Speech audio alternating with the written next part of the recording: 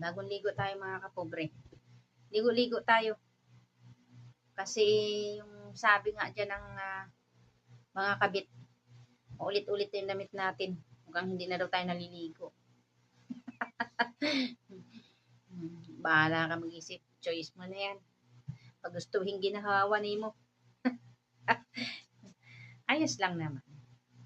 Ligo-ligo tayo. Siyempre, yung damit ko, yan pa rin kasi kasusuot ko lang yan. Kasusuot ko lang yun. Tsaka ang hirap maglaba ha. Naku. Ayan. Tok muna tayo kahit na saglit lang, no? Itutok lang natin to uli yung mga kulasisi na to. Itong mga kulasisi na to, walang ginagawa sa buhay. Wala talaga. Kasi yung ginagawa yan nila, kundi mang-agaw lang ng mang-agaw. No? Ay, sige lang. Sige, kunin mo lahat ng gusto mong makuha mo.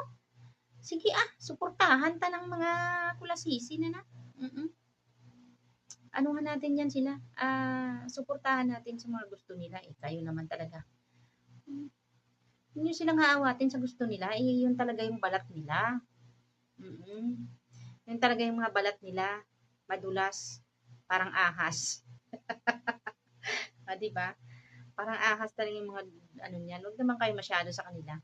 Kayo naman. Ibigay-bigay nyo rin kasi yung asawa nyo sa kanila. Para matuwa naman sila at mabusog-busog naman yung ano nila. Yung atay balon-balunan. Kasi alam mo yung mga yan.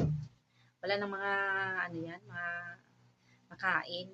Kaya siyempre kapit na lang. Ikaw ba naman magutom? Hindi ka ba kakapit? Sa Maynila ang marami niyan. Yung mga nanggaling rin sa probinsya pumunta ng Maynila. No. Dito rin, mga kapitbahay lang rin nila doon. Mga kakilala lang rin nila doon na nagkita sila dito sa Maynila. Tapos dito sila nagtitirahan. Naku, talaga. Yung iba nga, hindi na nakabalik. Dito na sila. Dito na sila naglungga. At dito na rin sila gumawa ng mga bunga nila. Paano sila makauwi doon sa kanila? Kasi may mga ano sila eh. May mga kasalanan doon. Wanted sila doon sa pamilya. Dito sila sa Maynila, tago. Talaga naman ano. May mga ganun talaga, no?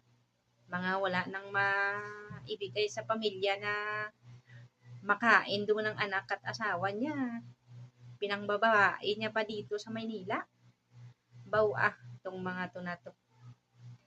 Yan yung mga kulang sa mindset pang hindi nag-iisip.